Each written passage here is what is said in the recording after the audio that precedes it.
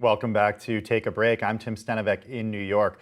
President-elect Biden is showing interest in addressing trade imbalances as U.S. imports into China are standing at less than half of 2020's target.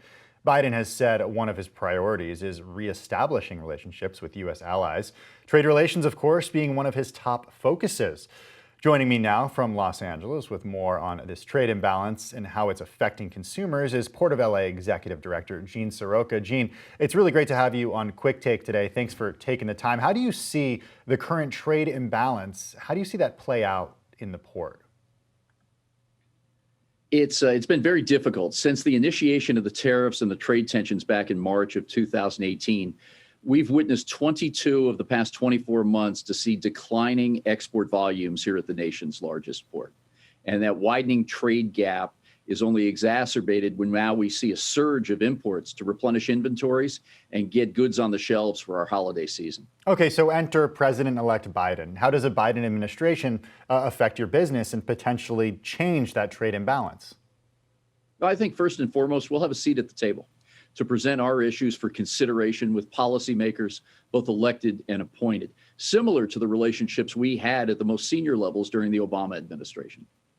So you and other observers of trade were pretty pessimistic about the U.S. outlook for the economy at the beginning of the pandemic. How do those initially gloomy forecasts look now and match up with the actual volume that you handled at the port in the remainder of the year and expect for this rest of this month? Now, a number of years ago, when living in China, I was on the ground during the SARS epidemic. So I had a firsthand look at what this could be, a public health crisis, and how it would impact business. And we said early on in February that those impacts would be 10, 15, 20 times greater than what we witnessed in our industry during SARS. And I think that was on the low end.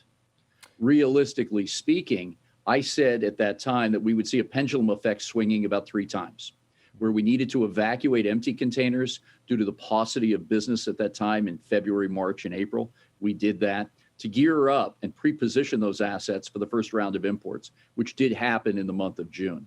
Since then, our monthly average is more than 45% greater than the average number of containers coming through this port in the first 6 months.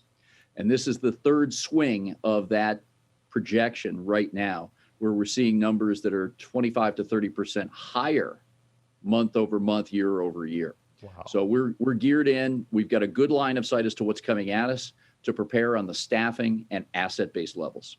Jean, we were just looking at some pretty incredible video from the Port of LA.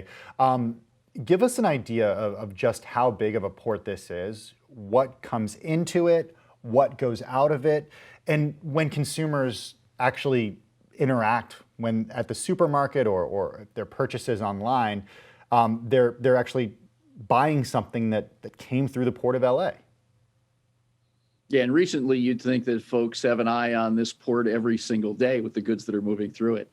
Our complex is about 7,500 acres in property, 43 miles of waterway, and creates 400 billion US dollars in economic activity on an annual basis. But the keynote is that the cargo that traverses this port reaches each and every one of our nation's 435 congressional districts. It truly is a conversation of national significance. What do you do for security at the port? Starting with our Port Police and Public Safety Division led by our own Tom Gazy, we have more than 200 sworn and civilian officers right here under our charge at the Port of Los Angeles that work with our allied agencies at the municipal, county, state, and federal levels, governed by the United States Coast Guard from a regulatory effect to make sure that the goods, people, and assets are protected 24/7. What is the choice that a company makes about using a port rather than using air freight? Because we've heard a lot about air freight in recent days as they've been talking about getting the vaccine distributed around the world. Why do companies choose to ship via port rather than ship via other methods? It depends on the product life cycle. Pharmaceuticals, some fast fashion still moves through the air today. Those goods that have a repetitive replenishment process typically work on surface transportation. And Tim, as you know, 90% of world trade moves on water today. It's an absolutely massive, massive figure. When it comes to the way that consumers think about how their products get to them, what is the message that you want them to have, especially as we get into the holiday season and we can expect potential last mile delays?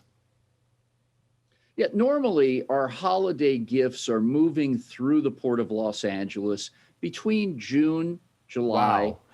and the end of October. This So year it's is already very different, happened. though. It's already happened, but this year is very different. We still have holiday products that are moving through the port complex and are on the water right now, mainly due to the pandemic. And I say that because our buying patterns as US consumers have changed dramatically this year.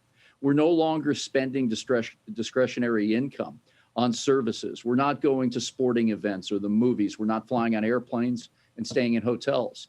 Many of us are shopping at our big box retailers, home improvement stores that have remained open during the pandemic and emergency orders, but also a huge swath of us are purchasing online.